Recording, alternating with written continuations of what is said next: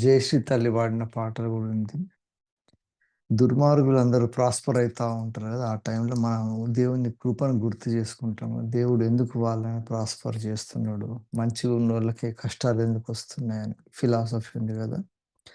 విశ్వాస పోరాటంలో సమస్యలు ఎదురైనప్పుడు కృంగిపోతుంటాం. అప్పుడు ఆ దేవుని కృపనే మనల్ని కాపాడుతది గదా! దేవుడు నాకు ఉదయకాలంలో గూడా ఆల్‌మోస్ట్ అదే లైన్స్‌ల దేవుని ఆలోచనలు కొన్ని ఉన్నాయి. నేను షేర్ చేసుకుంటాను. ప్రసంగి గ్రంథము 7వ అధ్యాయంలో ఉన్నది. చదువుతాను. ప్రసంగి 7వ అధ్యాయంలో 16వ వచనం ఉన్నది. అధికముగా నీతిమంతుడవై ఉండకుము, అధికముగా జ్ఞానిని కాకుము, నిన్ను నీవేళ నాశనము చేసుకొందువు అంట. అంతకంటే ముందు వచనాలలో ఉంటది.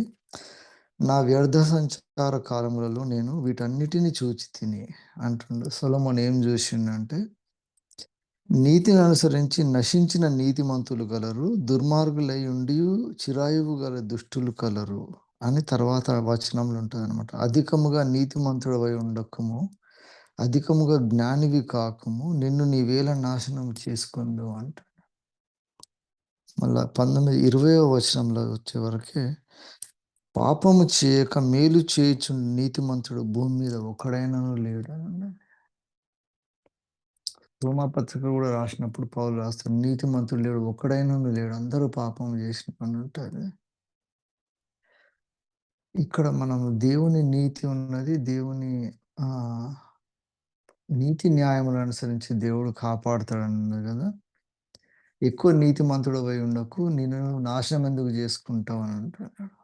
ఎంత నెగెటివ్‌గా ఉంటదంటే, జనరల్‌గా విశ్వాస యాత్రల అంటే మెచ్యూరిటీ లేని విశ్వాసులు ఉన్నప్పుడు, ప్రసంగి గ్రంథం చదివినప్పుడు వాళ్ళు దేవుని నుండి దూరం అయిపోవడానికి ఎన్నో వచనాలున్నాయి.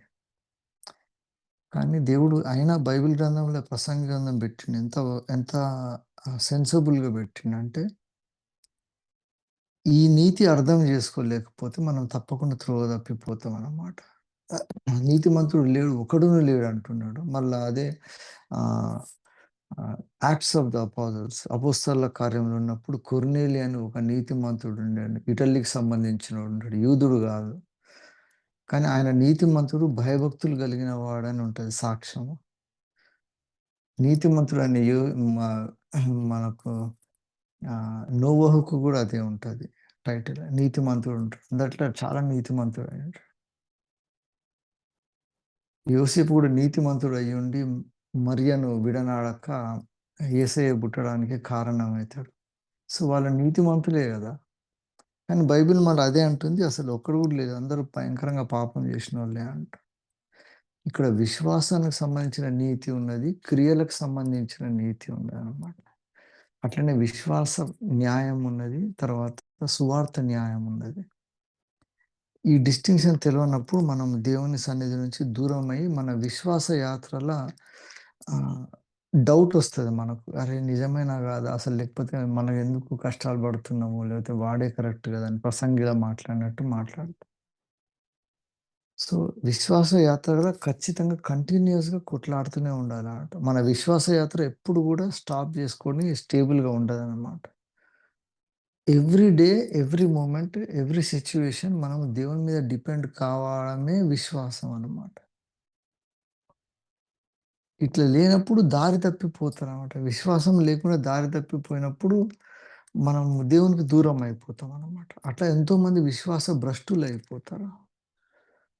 సో, అందుకని దేవుడు అంటుండు పర్మనెంట్‌గా నేను ఖచ్చితంగా యేసు ప్రభువుని నమ్ముకున్నా నేను పరలోకంలో ఉంటా అని జెప్పేసి లోకంలో ఎట్లా పడితే అట్లా ఓవర్ కాన్ఫిడెంట్‌గా పోయి దేవునికి దూరం అయిపోయినోళ్ళు ఉంటారనమాట.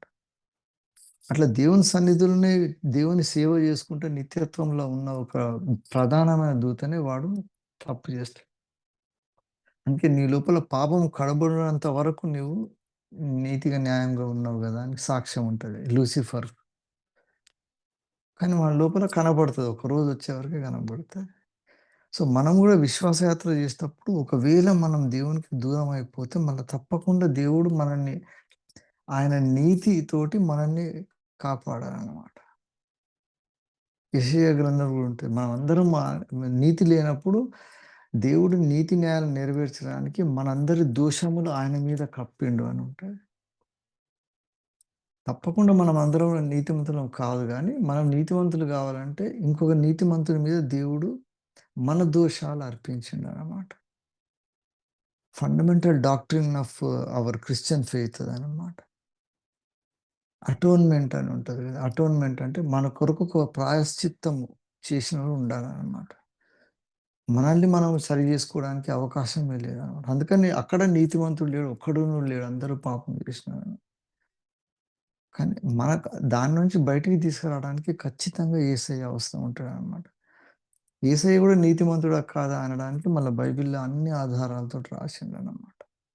ఆయన జన్మ నుంచి మొదలుపెట్టుకుంటే ఆయన చేసిన ప్రతి పనిలో గూడా దేవుని నీతి కనపరిచిండనమాట. అయితే ఇక్కడ రోమా పత్రికలో ఉన్న ఒక ముఖ్యమైన అంశం ఏందంటే, విశ్వాసమును బట్టి దేవుడు ఎట్లా న్యాయం జేస్తాడు. కొంతమంది ఇప్పుడు అక్రమం చేసేటోళ్ళు దుర్మార్గులు ప్రాస్పర్ అయితుంటారు. చిరాయువులై ఉంటారు గానీ, నీతిమంతులు మాత్రం కష్టపడుతుంటారు గదా! ధర్మశాస్త్రం అనుసరించి వారన్నప్పుడు, అక్కడ పౌలు రాస్తున్నాడు. ఈ కాన్ఫ్లిక్ట్ ఎందుకొస్తదంటే రోమా ఆహ్, పట్టణంలో ఉన్న సంఘాలలో చాలా వరకు ఈ ధర్మశాస్త్రం పాటిస్తే సరిపోతది. మనం నీతిమంతులమే అనుకుంటా ఉంటారు. కానీ ధర్మశాస్త్రం నెరవేర్చిన యేసయ్యని విశ్వాసం మూలంగానే జేయాలంటాడు. కానీ యేసయ్యని విశ్వసించి మళ్ళా నువ్వు పాపపు పనులు జేస్తా ఉంటే మళ్ళా క్రియా న్యాయం అని ఒకటుంటది. విశ్వాస న్యాయము, క్రియా న్యాయం అంటది. ఈ 2 న్యాయాలను బట్టి దేవుడు మన నీతి న్యాయాలను అనుసరించి దేవుడు తీర్పు తీరుస్తా ఉంటాడు. సో, ఎవ్రీ టైమ్ మనం ఇప్పుడు కొత్త సంవత్సరంలో దేవుని కొరకు మనం విశ్వాసంలో ఎదగాలనుకున్నప్పుడు, నిజంగా దేవుడు ఆయన పనులు చేయాలనుకున్నప్పుడు గూడా ఈ డెలికేట్ క్యారెక్టర్ ఉన్నోళ్ళనే దేవుడు వాడుకుంటుంటాడు. మనం ప్యూర్ అని ఎప్పుడు అనుకున్నా గూడా మనకు గర్వం వచ్చి దేవునికి దూరం అయ్యే ఛాన్స్ ఉంటది. అట్లని మనము దేవునికి విరోధంగా పోతే మళ్ళీ ఎంబడే మనం సరి చేసుకోవడానికి మన మనసాక్షి చెప్తుంటది. దేవుని ఆత్మ చెప్తుంటది. "అరేయ్! నువ్వు తప్పు చేస్తున్నావు సరి చేసుకో" అని. అప్పుడు మళ్ళా యేసయ్య రక్తం కిందకే రావాలి. అందుకే వారమెంబడి వారం మనకు దేవుని సన్నిధిలో ఆ ఒక ప్రొవిజన్ పెట్టిందనమాట. ప్రధాన యాజకుడైన యేసయ్యని మనందరి కొరకు ఒకటేసారి అర్పించిన ఆ రక్తాన్ని బట్టి మళ్ళా మనం శుద్ధి చేయబడతా ఉంటాం. అందుకనే పరిశుద్ధుల సహవాసము ప్రతి ఆదివారం అందరం కలవడము, రొట్టె విరవడం అనేది బైబిల్‌లో ఖచ్చితంగా చేయాల్సిన పనులలో పెట్టిండు. అన్నీ కొట్టేసిండు గానీ, ప్రభు సంస్కారం అనేది తప్పకుండా జేయాలి. మళ్ళా నేను మీతోటి కలిసి ఈ భోజనం జేసే వరకు నేను అక్కడ పరలోకంలో వెయిట్ జేస్తా. మీరు మాత్రం కంటిన్యూ జేయండి అని అంటాడు యేసయ్య. ఈ ప్యూరిఫికేషన్ అవసరం. ఎందుకంటే ఇది లేకపోతే మనకు దేవుని నుంచి కనెక్షన్ కట్ అయిపోతది. అప్పుడు లోక న్యాయము, మన స్వనీతిని బట్టి మనం పనులు జేస్తా ఉంటాం. అందరూ బానే ఉందంటారు. కానీ మనకు దేవునికి తెలుస్తది. మనకు తెలుస్తది. అరే! మనం ఎక్కడో తప్పిపోయినామని మళ్ళా సరి జేసుకోవాలి. ఇట్లా సరి జేసుకోవడానికి మనకు కీర్తనలలో రాసిండు. దావీదు గూడా అట్లా తప్పిపోయినప్పుడల్లా సరి జేసుకుంటూ 119వ కీర్తనలో ఉంటది. మంచి వచనం ఉంటది. ఆహ్, 119వ కీర్తన చివరి భాగంలో ఉంటది. హ్మ్.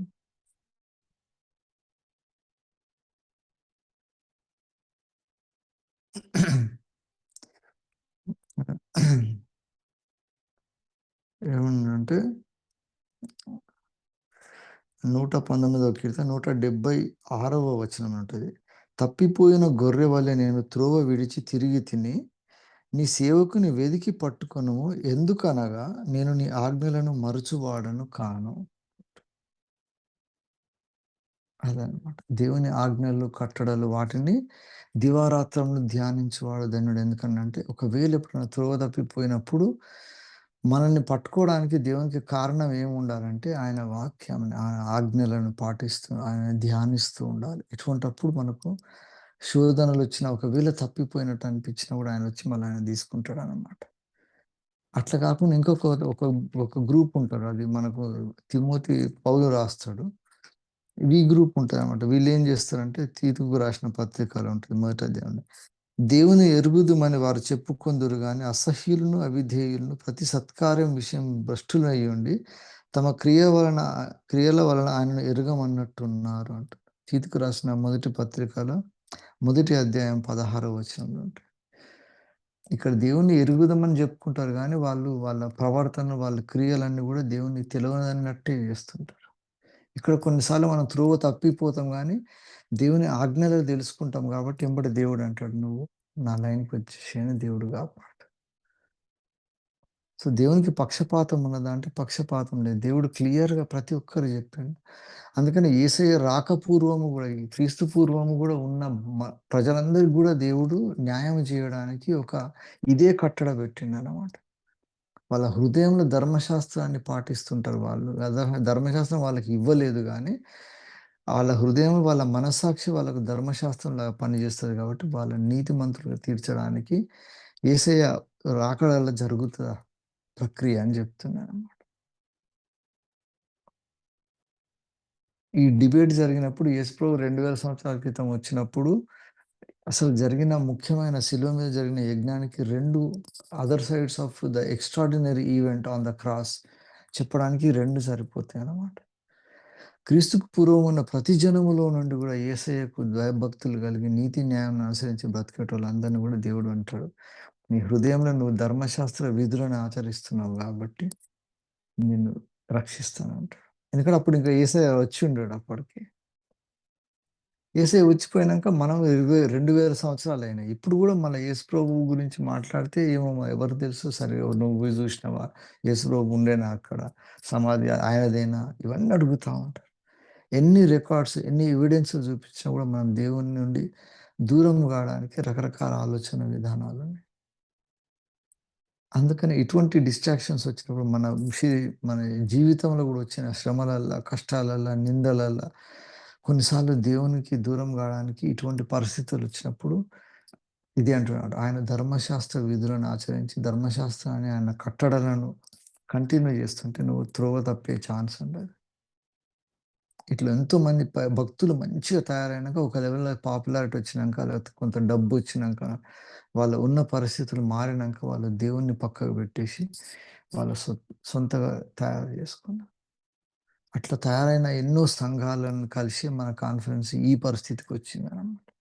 దేవుని భయభక్తులకు, దేవుని నీతి న్యాయములకు, దేవుని కట్టడలను, విధులను పాటించకుంటే మనకు కష్టమైతదనే ఆలోచన లేదనమాట. ఆ రెక్లెస్‌నెస్ తోటి మనం వెళ్ళిపోతామనమాట. కరెక్ట్ బ్రేక్స్ ఎక్కడేయాలి, ఎక్కడ గియర్స్ చేంజ్ జేయాలి, ఇవన్నీ ఒక సిస్టమ్ ఉంటేనే మన వెహికల్ నడుస్తుంటది గదా! మనం ఇంట్లోకెళ్ళి బయటకి మనం నడిపే మన వెహికల్ అయినా ఒకవేళ ట్రాఫిక్‌లో ఉండే వేరే వెహికల్స్ అయినా, మనం కూడా రోడ్ మీదకి పోయినప్పుడు కొన్ని రూల్స్ పాటించిపోయినప్పుడు కరెక్ట్‌గా క్షేమంగా పోగలుగుతాం.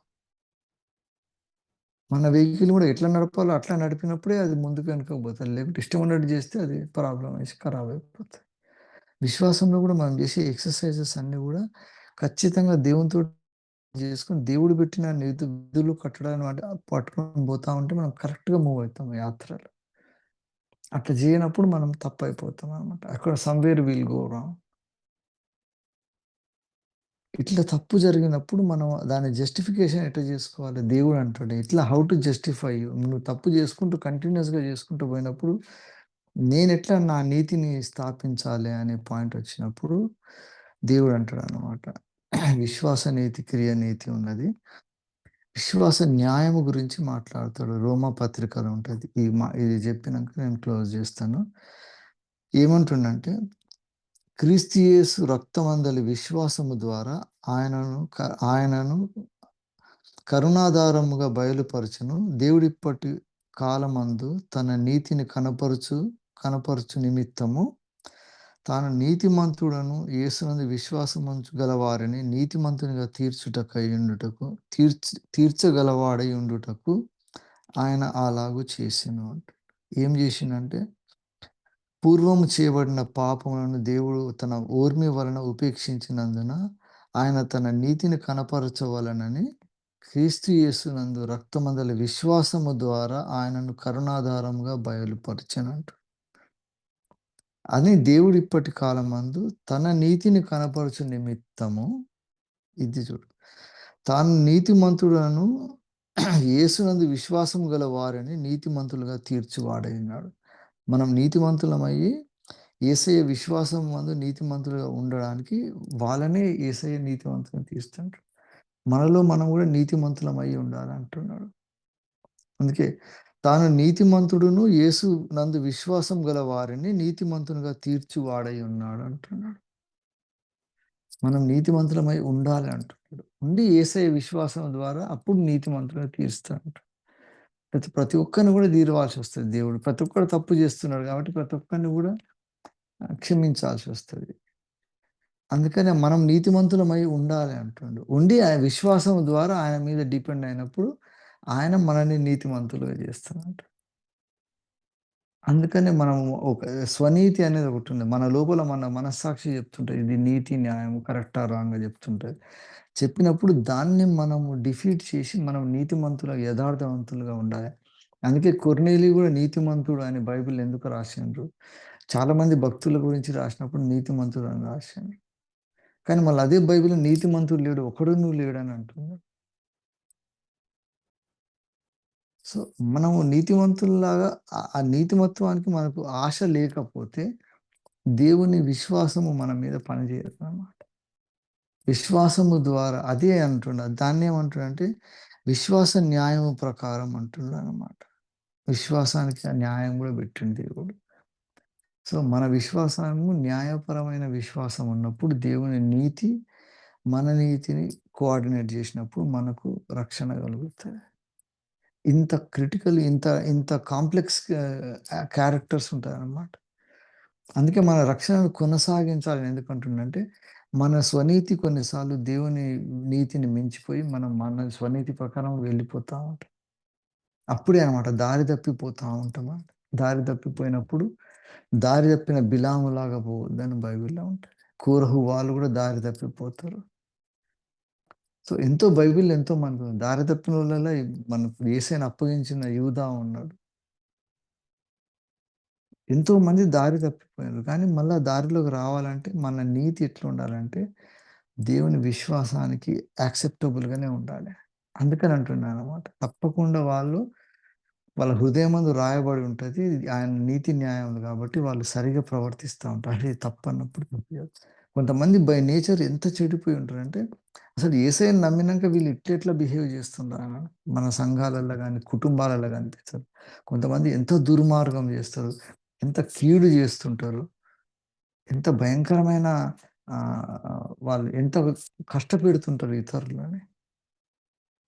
అసలు ప్రేమ అనేది లేకుండా ఎట్లా ఇంత క్రూరంగా ఎట్లుంటారు వీళ్ళు మళ్ళా క్రైస్తవులని పేరు పెట్టుకుంటా అంటే, వాళ్ళ లోపల నీతి అనేది దేవుని నీతికి సరిపోదన్నమాట. బై నేచర్ వాళ్ళు అటువంటివి జేస్తా ఉంటారు. బుద్ధిపూర్వకంగా జేస్తుంటారనమాట. అటువంటోళ్ళని అంటాడు దేవుడు దాన్ని దూరం పెట్టేస్తా అంటాడు. దానికి రోమపత్రికలనే ఉన్నది. ఒకటో అధ్యాయంలో ఉంటది. 28వ వచనం ఉంటది. వా మరియు వారు తమ మనస్సులో దేవునికి చోటియ్యనొల్లకపోయిరు గనుక చేయరాని కార్యములు చేయుటకు దేవుడు భ్రష్ట మనస్సుకు వారిని అప్పగించెను అంట. దేవునికి చోటియ్యడానికి వాళ్ళకి ఛాన్స్ లేదనమాట. అంతా వాళ్ళ నీతితోటే మాట్లాడతారు. వాళ్ళు అనుకున్నది చేస్తా ఉంటారు. దేవుడు ఆయన సొంతపూర్వకంగా ఏది ఇట్లాంటి అట్ట చేసినప్పుడు దావీదు రాసిన 119 కీర్తన. నేను దారి తప్పిపోయినా గానీ, నీ న్యాయ విధులు, నీ కట్టడలను వాటిని అనుసరిస్తున్నా గాబట్టి, నన్ను మళ్ళా రక్షించు అని అడుగుతాడు దావీదు. బేసిస్ ఆఫ్ జస్టిఫికేషన్ ఏందంటే అదే అన్నమాట. దేవుడుగా రేపు న్యాయపీఠం ముందు పోయినప్పుడు కొంతమందిని శిక్షిస్తాడు. కొంతమందిని ఆయన రాజ్యంలోకి వారసులుగా చేసుకుంటాడు. ఆయన రాజ్య వారసులు ఎట్లయితారంటే తప్పకుండా ఈ నీతిని అనుసరించాలనమాట. మన నీతి దేవుని విశ్వాసానికి లింక్ గావాలి. అది తప్పిపోయినామంటే దేవుడు అంటాడు ఇగ భ్రష్ట మనస్సుకు అప్పగిస్తాడు. ఇగ వాడు చేసే పనులన్నీ రాంగే ఉంటాయనమాట. దాని తర్వాత కింద రాస్తాడు వాడు. అట్టివారు ఏం చేస్తారంటే సమస్తమైన దుర్నీతి చేత, దుష్టత్వం చేత, లోభము చేత, ఈర్ష్య చేత నిండుకొని ఇవన్నీ చేయబట్టే సంఘాలలో డిస్టర్బెన్స్ వస్తుంది. వాళ్ళందరూ గూడా విశ్వాసంలో తగ్గిపోతా ఉన్నారనమాట. అట్లా జేసి మత్సరము, నరహత్య, కలహము, కపటము, వైరము నిండిన వారై కొండెగాండ్రు, అపవాదులు, దేవద్వేషులు, హింసకులు, అహంకారులు, బింకములాడువారు, చెడ్డవాటిని కల్పించువారు, తల్లిదండ్రులకు అవిధేయులు, అవివేకులు, మాట తప్పువారు, అనురాగరహితులు, నిర్దయులై ఉంటారు.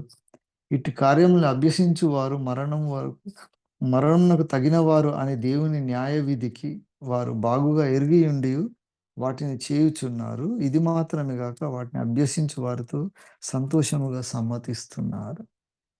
భ్రష్ట మనస్సుకు అప్పగించినాక వాళ్ళ లోపల ఇవన్నీ వచ్చేస్తాయన్నమాట. ఇవన్నీ జరిగినప్పుడు దేవుని సంఘము చెడిపోతది. సంఘంలో దేవుని న్యాయము, దేవుని నీతి లేకుండా పోవడానికి కారణం ఏందంటే, వారం వెంబడి వారం, వారం వెంబడి వారం అందరూ బైబిల్ పట్టుకుంటారు. అందరూ రొట్టె విరుస్తుంటారు. కానీ సంఘంలో న్యాయం లేదు. సంఘంలో ప్రశాంతత లేదు. సంఘంలో ఒక పీస్ అనేది లేకుండా పోతదన్నమాట. ఎందుకు పోతదంటే, ఈ ప్రక్రియ వాళ్ళ సొంత నీతి. అందుకని ఇక్కడ రోమాపత్రికలో దేవుడు ఎట్లా జస్టిఫై చేసుకుంటాడు. ప్రతి ఒక్కరిని నీతిమంతుడు, ఎవ్వడు నీతిమంతుడు కాదంటాడు. అట్లనే కొంతమంది నీతిమంతులు అంటారు. ఎందుకంటే వాళ్ళు దేవుని భయభక్తులతోటి దేవుని కట్టడలకు, న్యాయ విధులకు వాల్యూ ఇస్తారు వాళ్ళు. ఆ వాల్యూ మనం ఇయ్యనప్పుడు తప్పకుండా మనం కూడా తప్పిపోయే ప్రమాదం ఉంటదనమాట. ఆ భ్రష్ట మనసు ఇచ్చినందుకే వాళ్ళు బుద్ధిపూర్వకంగా తప్పు చేస్తూనే ఉంటారు. కానీ వాళ్ళకి ఏమనిపియదు. ఎందుకంటే వాళ్ళ మనస్సుల వాళ్ళ నీతి ప్రకారమే పోతుంటారు. దేవుని నీతిని పక్కకు పెట్టేస్తారనమాట. అందుకని వాక్యానికి లోబడనోళ్ళని జనులుంటారు. ఈ ఉదయకాలంలో మనం కూడా దేవుని సన్నిధికొచ్చినప్పుడు విశ్వాస న్యాయం అని దేవుడు పెట్టినాడు. మనందరం విశ్వాసులమే గాని దానికొక న్యాయం పెట్టిండు. ఆ న్యాయం ఏందంటే, మన తాను నీతిమంతుడయ్యుండియు దేవుని యేసునందు విశ్వాసం గలవానిని నీతిమంతుగా తీర్చును అంటున్నాడు. మనం నీతిమంతులమై ఉండాలంటాడు. యేసయ్య కూడా మత్తయి సువార్తలో చెప్పినప్పుడు ధన్యతలలో ఉంటది కదా! ధన్యతలు రా దాంట్లో అదే అంటాడు కదా!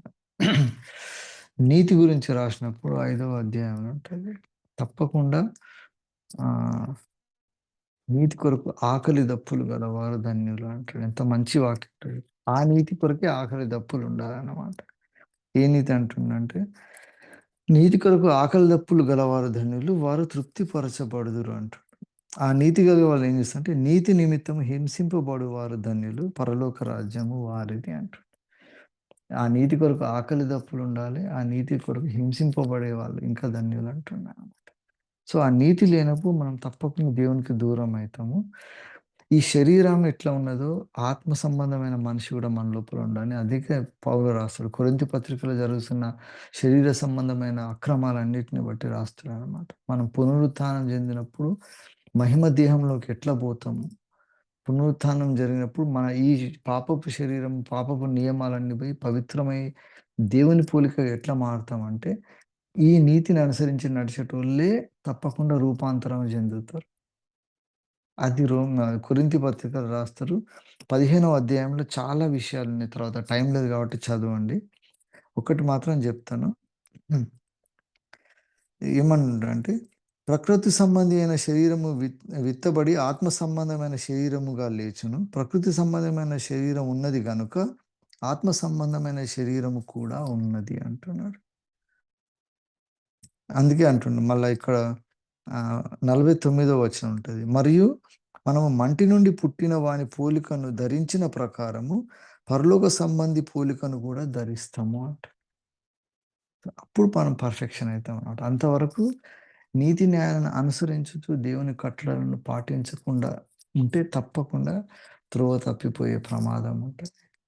ఇటువంటి త్రోవ తప్పినప్పుడే కాన్ఫ్లిక్ట్ స్టార్ట్ అయితదనమాట. మన లోపల కాన్ఫ్లిక్ట్ ఒస్తది. మన కాన్ఫ్లిక్ట్ మన కుటుంబాల లోపల ఒస్తది.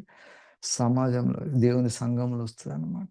వీటన్నిటికి మూలం ఏందంటే, విశ్వాస న్యాయము దేవుడు జేస్తాడనే భయం లేకపోవడమే. అంతే విశ్వాసం నమ్మి యేసుప్రభు అన్ని పనులు జేసుకుంటూ దేవునికి వ్యతిరేకంగా ఉండడానికి ఇది ప్రధాన కారణం అన్నమాట. దీన్ని సరి జేసుకోనప్పుడు మనము భ్రష్టులమైపోతాం. కాబట్టి దేవుని కట్టడలను, విధులను, దేవుని నీతి న్యాయములకు మనం వాల్యూ ఇవ్వకపోతే ఏదో ఒక రోజు తప్పకుండా దేవునికి వ్యతిరేకంగా పోతాం. మనకు తెలవకుండానే మనం నాశనానికి పోతాం అన్నమాట. అందుకే యేసయ్య గూడా అంటాడు, నా గురించి కొంతమందొస్తారొచ్చి, నీ పేరు చెప్పుకొని మేమెంతో గొప్ప గొప్ప దెయ్యాలను ఎలగొట్టలేదా, రోగులను స్వస్థ చేయలేదా, ఎన్ని ఆత్మలను రక్షించలేదా అన్నీ జెప్తాడు. అప్పుడు యేసయ్య అంటాడు, నీకు నాకు సంబంధం లేదురా పో అని వాడిని నరక పాత్రులని జేస్తారు. సో, దేవుని సేవకులమని లేకపోతే ఎంతో గొప్ప పనులు జేస్తున్నాం అనుకోని, లోపల న్యాయము, నీతి దేవుని నీతి న్యాయాలకు వాల్యూ ఇవ్వనోళ్ళుంటే, ఆ రాకడ దినాన బయటపడతది. రోమపత్రికలో పౌలు అదే రాస్తాడు.